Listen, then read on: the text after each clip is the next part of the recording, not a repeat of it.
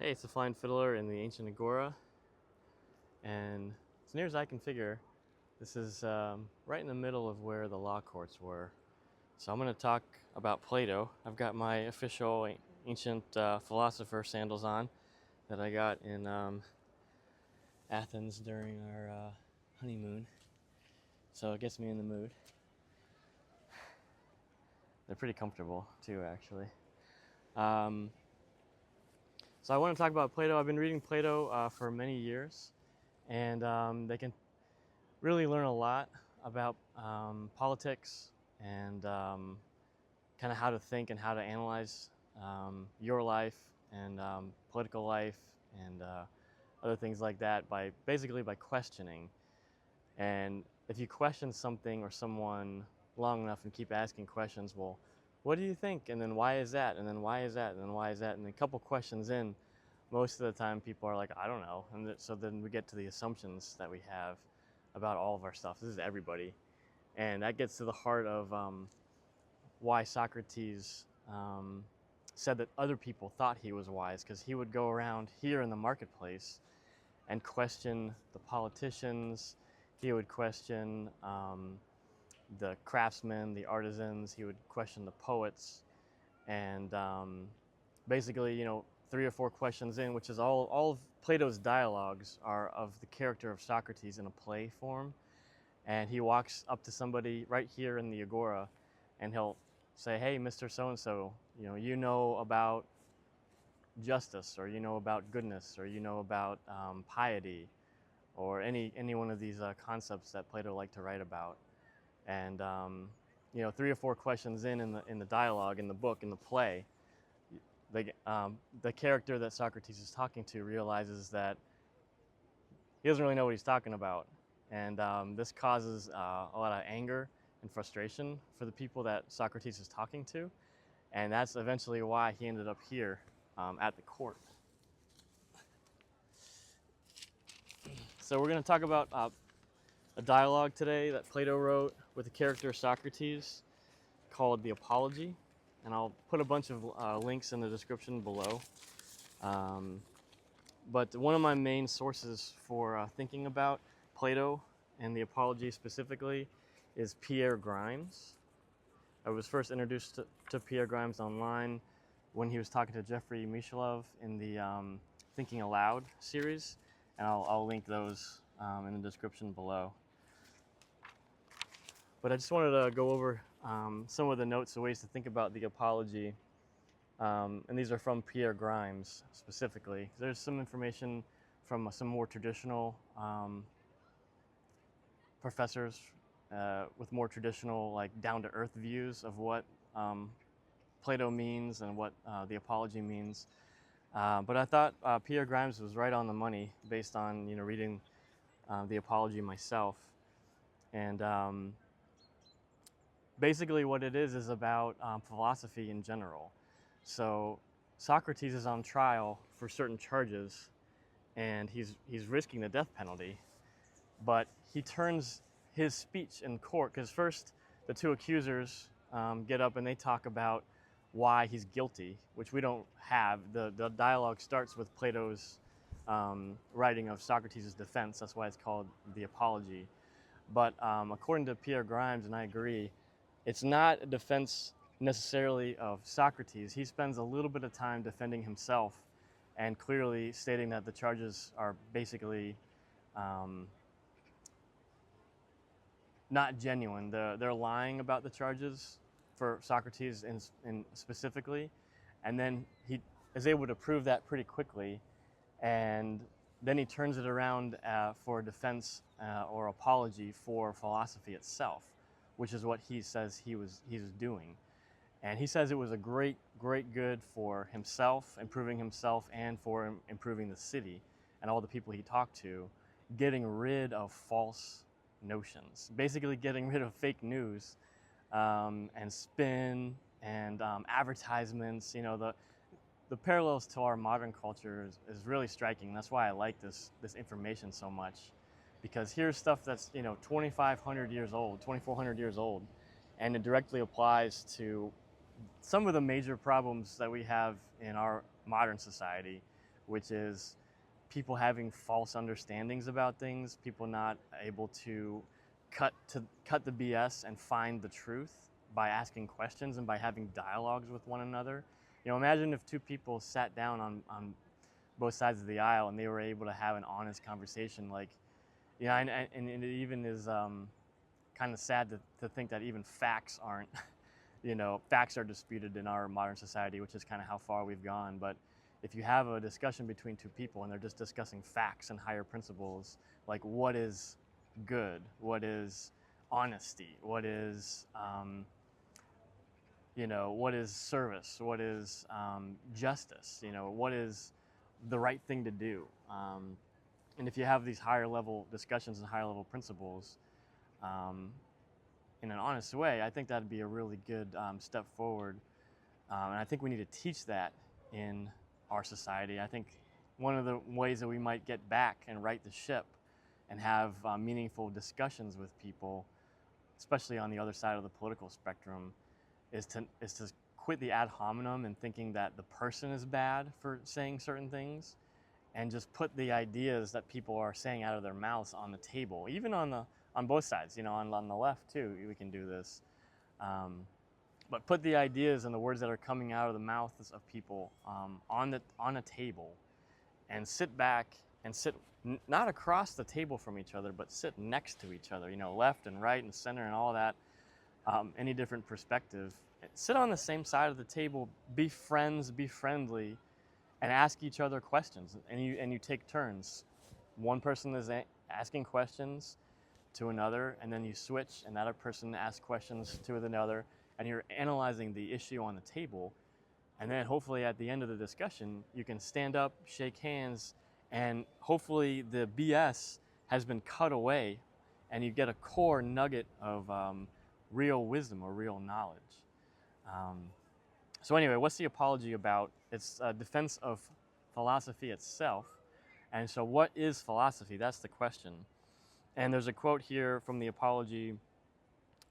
Socrates says, "It's to take care and thought for understanding, for truth, and for the soul, so that it may be perfect." So probably an ideal that obviously can't be met while we're human and in these bodies. There's no such thing as perfection for a human, but I think that was a Socratic quest, was to try. It was try to get rid of false understandings and false beliefs, and to know that as a human with the human brain and the human mind, knowledge was very elusive. And Socrates was wise because he understood this, and he understood that he didn't really know anything. He didn't really have knowledge in the highest sense of knowledge. So that's his quest for philosophy. And there's a prejudice that he talks about against all philosophers, like stock charges. That was the first charges that were brought up in the law court against Socrates, that philosophers, you know, they look in the air above and they look at the moon, they think the moon's a rock, and they try to dig down in the earth below and think that things come from the earth, whereas, you know, the state or the people at the time thought things obviously came from the gods. So basically it was saying that Socrates and philosophers, as a prejudice, they were godless. They were investigating natural philosophy, and obviously the gods were the source of all things. So why waste your time investigating the dirt and the moon and the stars and stuff like that? And that's just a stock charge, and Socrates is able to say, hey, anyone who talks to me know that I don't talk about things like that. Like, there was a play here in ancient Greece at the time, contemporary with Socrates, by Aristophanes, called The Clouds. And that was actually just exactly about the stock charges against all philosophers, and they were attributing them to Socrates in that play, in The Clouds. Aristophanes was. And Socrates says this is the main reason why everyone thinks that I am a natural philosopher, was because of this play. And so he dispels that notion, and he says, you know, anyone who's heard me talk about these things, come on forward. And no one can, because no one's heard him talking about natural philosophy stuff. He's mainly talking about, you know, what is truth, what is beauty, what is goodness, you know, getting to some of the heart of these issues. And one of the really interesting points that Pierre Grimes makes is that Socrates actually admits to the second set of charges. So there's a second set of charges that aren't the old stock charges against prejudice against all philosophers. There's specific charges against Socrates that he, let me get this right here, he believes in a new God, not state gods, introduces a new spiritual thing and teaches that to other people. According to Pierre Grimes, and I agree because I looked it up, he admits to the second charge right before the jury is going to decide whether to convict or not. And we'll see that as we're reading here. But basically, why would he do that? Well, Pierre Grimes is able to piece from a couple other dialogues of Plato that the duty of a citizen is to live by the laws. So you either live by the laws, or if the laws aren't right and aren't just, then you try to change the laws. So according to Pierre Grimes, that's what Socrates is doing after he talks about, yeah, I'm not a natural philosopher. I don't look up into the heavens. I don't try to investigate the moon. I don't try to dig in the ground and investigate dirt and water and air and all that. Socrates is actually admitting that he has a daimon, or like an inner spirit that talks to him, and this is basically admitting that he has something divine that he interacts with that's not one of the official gods of Athens. And why does he do this? Well, he says that divine thing inside of him is the God. It is God, whether or not the Athenians have it officially recognized or not.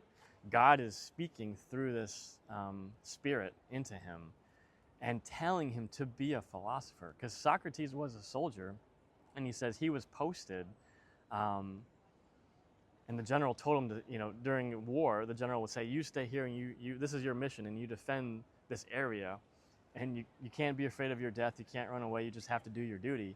And he's saying just like that, that's what he's doing, walking around the marketplace and talking to people and getting people angry. He's actually performing his duty and his assignment from God through this divinity that speaks to him. And so he actually goes around doing philosophy. And again, what is philosophy? Philosophy is cutting away the BS and the false beliefs, the false opinions, the spin, the advertisement, the people, the things people tell you to do in life. This is how you should live your life. This is what you should do. This is what you should say to your wife, or this is what you should say to your boyfriend. All the little pieces of wisdom that people think they have. Socrates would say, they don't really know what they're talking about.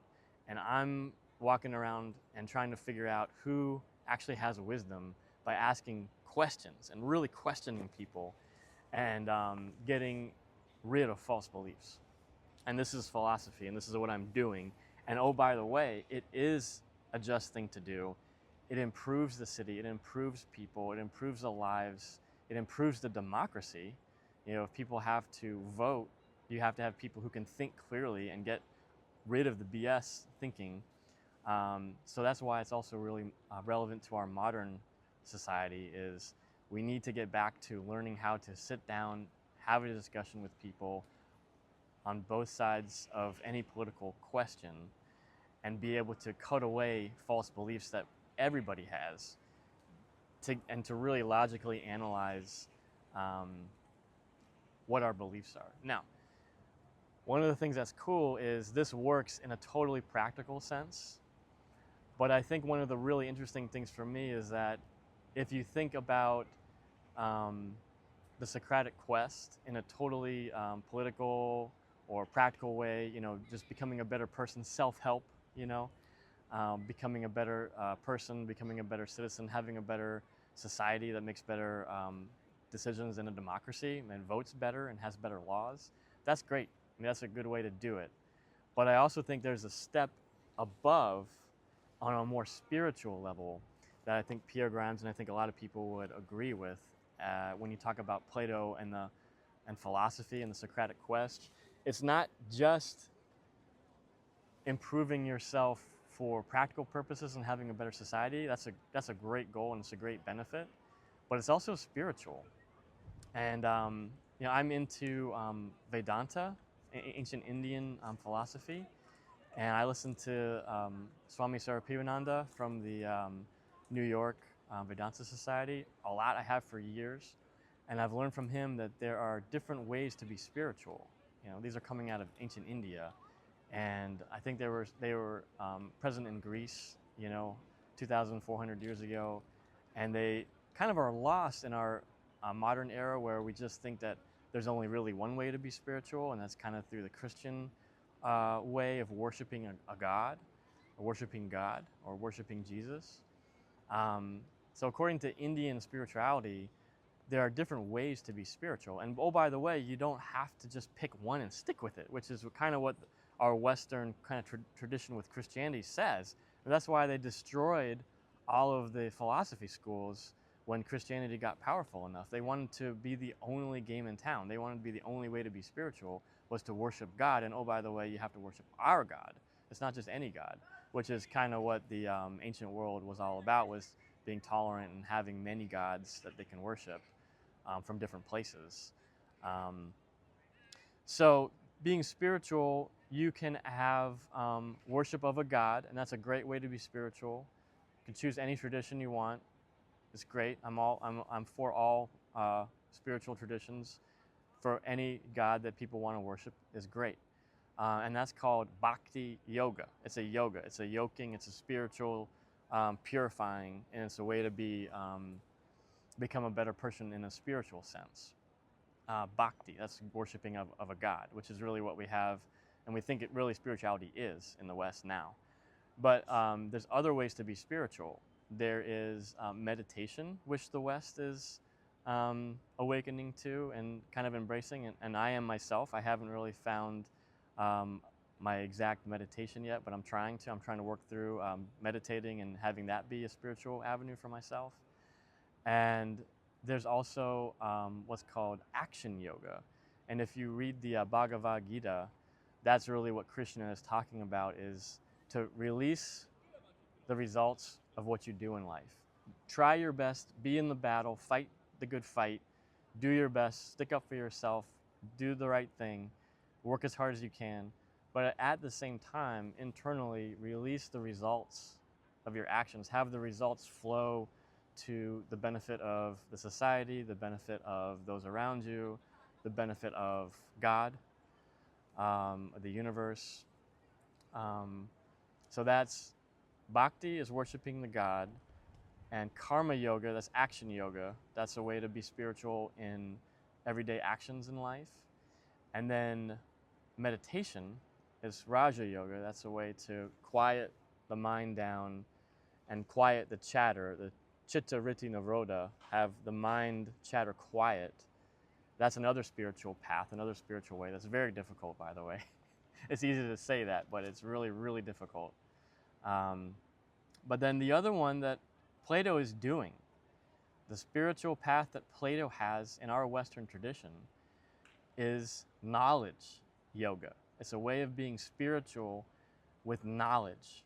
And what kind of knowledge? It's not knowledge about things. It's not knowledge about cooking. It's not knowledge about making clothes. It's not knowledge about selling, buying and trading. And it's not knowledge about ship building or sailing a ship or trading goods on the ocean and being a ship captain.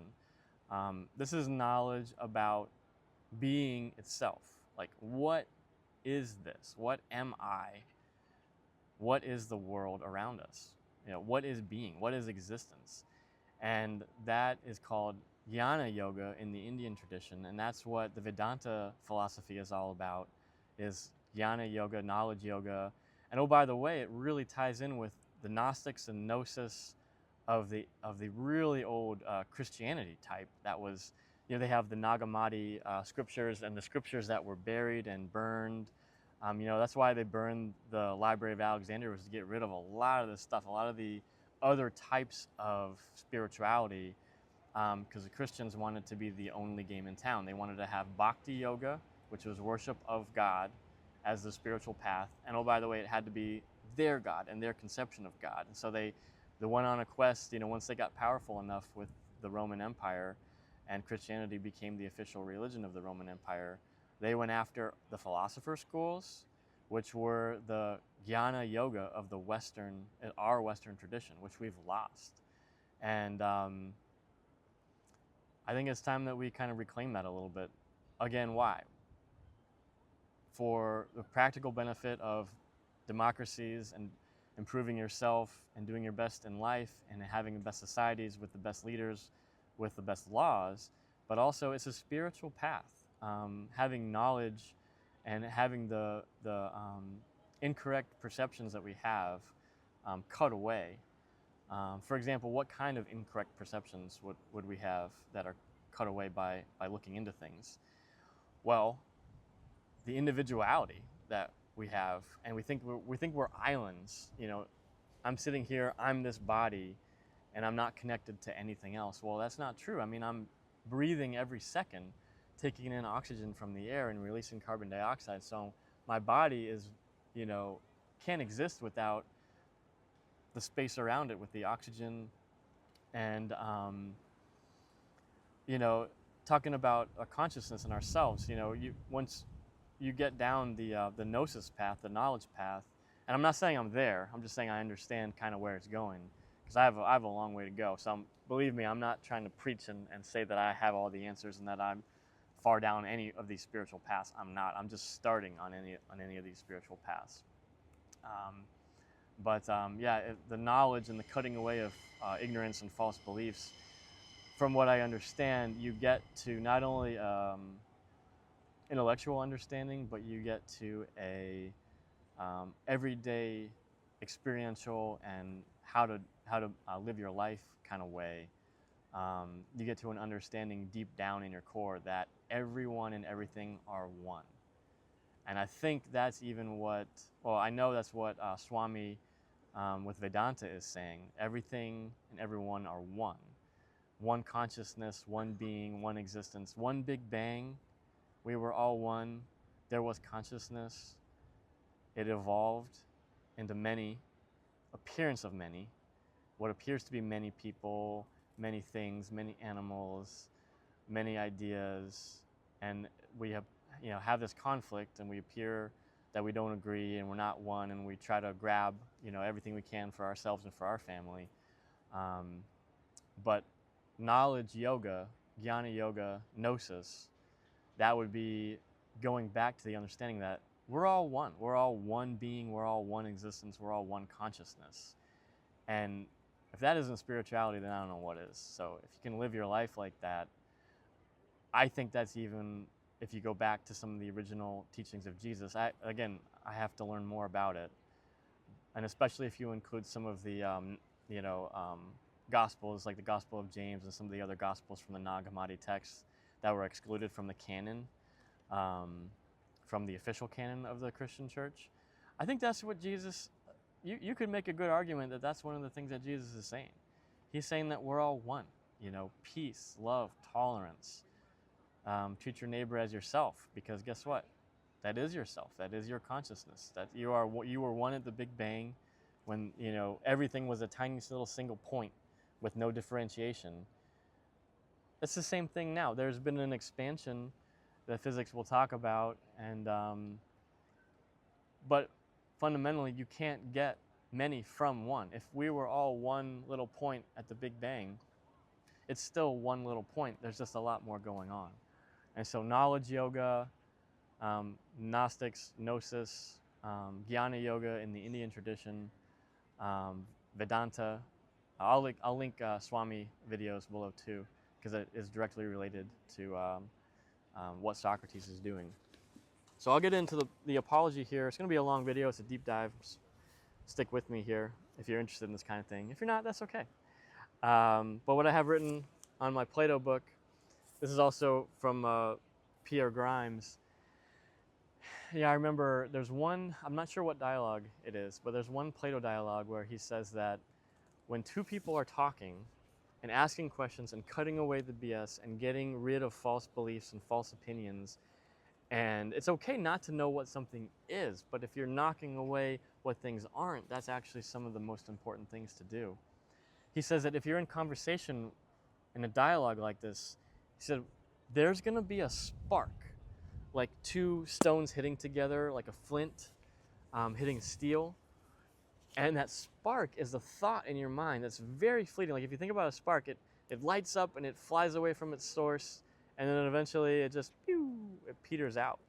And that's what knowledge is like, the gnosis, the understanding for humans, for our minds and for our brains that are designed to, survival of the fittest, basically. Um, we're in tribes, we're surviving. But if you have a discussion like this, the mind can create a spark, and that spark can be the divine. It can be understanding the divine, but it's only fleeting, it's only for a second.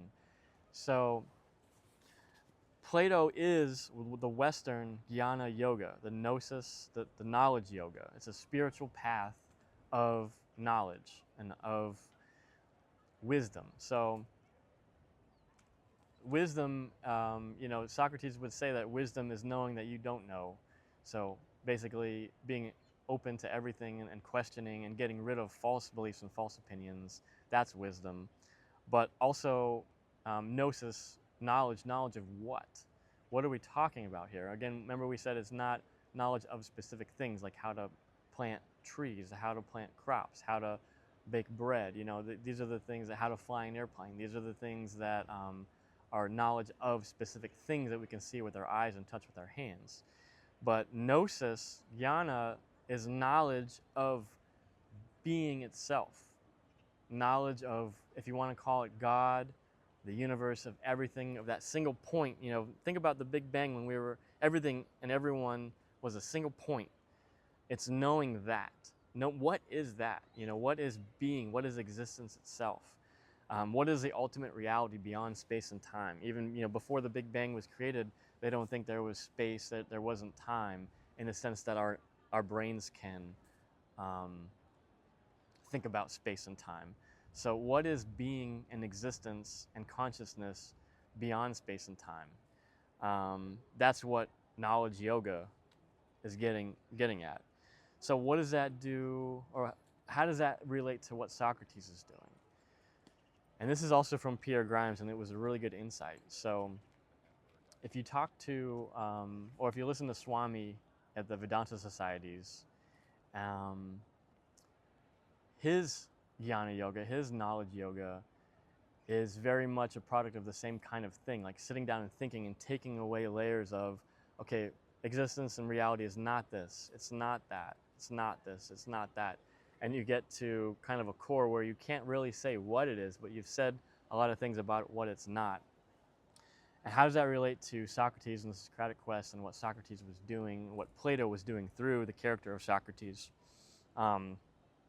Basically, there's one way of looking at it is saying, Plato says, well, how can you possibly examine ultimate reality, ultimate being existence itself? And one of the things that Plato says is, we can look and hear in everyday examples around us good things, because he would argue that existence is good. Anything bad comes from our misunderstanding, or I don't want to get into the question of evil, because that's definitely really complicated. There is evil, but is it really evil, or is it our perception of things that are evil? And I can see arguments on both sides, so I don't really want to get into that. But in this case, just assume with me that Plato says that everything associated with being is kind of like bliss, like in the Vedanta sense. Like existence, ultimate reality in the Vedanta sense is a combination of three words that obviously don't do it justice, but they say it's existence, consciousness, and bliss. So bliss being like the goodness, in a very crude way. I'm probably wrong about that, but like that's how I'm thinking of it right now. So if you think about things that you see with your eyes and hear with your ears in a marketplace like this, modern day or in the ancient world, 2,400 years ago, what are some of the things that you can examine that are good? So you see examples of what? Truth, someone telling the truth. You see examples of justice, someone doing a just thing, doing the right thing. You see examples of love. You see examples of beauty. You see examples of goodness. And the biggest thing for a human is you see examples of someone living their life in a really good way, like the character or the religious figure of Jesus. Think about Jesus, and you examine the goodness in a life like Jesus led, and that's what the Greeks would call excellence or virtue, or eudaimonia, which is living your life to your fullest potential in the best way possible, in a good, positive way. So if you're Plato and you're seeing and hearing with your eyes, you're seeing examples of love, justice, truth, beauty, goodness, and eudaimonia, people living really good lives, then you ask about those things and you question those things and you say, hey, that's an example. I don't know why I know this, but that's an example of justice, or that's an example of beauty, or that's an example of truth. Let's ask questions about that. Let's get away our false understandings, and then we'll have this spark while we're talking, while we're dialoguing. We'll have a spark that points to being itself, the ultimate reality. That's kind of like a pathway through our flawed human mind, is if you go through these avenues of truth, beauty, goodness, justice, eudaimonia, virtue. If you go through these pathways and investigate and talk about it and get away of false beliefs about these ideas. And again, one of the great things that Pierre Grimes does is he has people that speak ancient Greek, going back to some of the oldest texts that we have anyway, and realizing that a lot of our understanding of Plato, number one, it's completely devoid of the spiritual element that we were just talking about.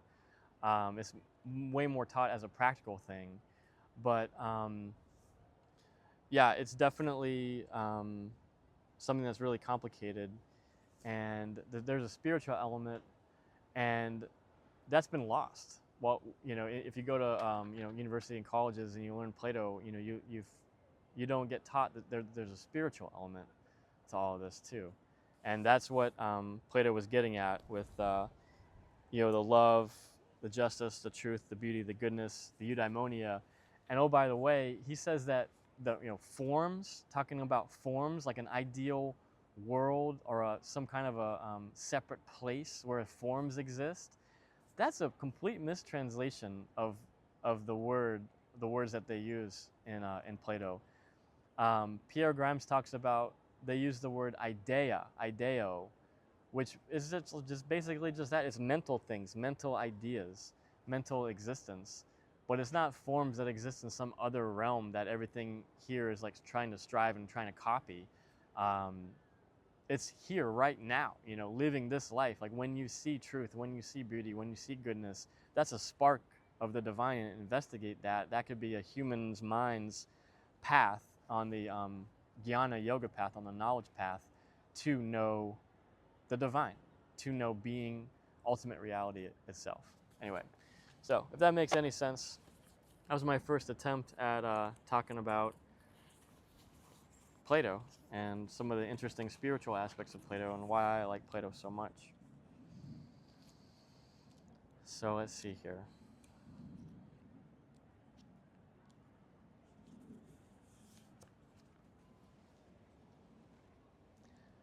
Anyway, thanks for listening, and that was my introduction. And what I'll do is I'll stop the video,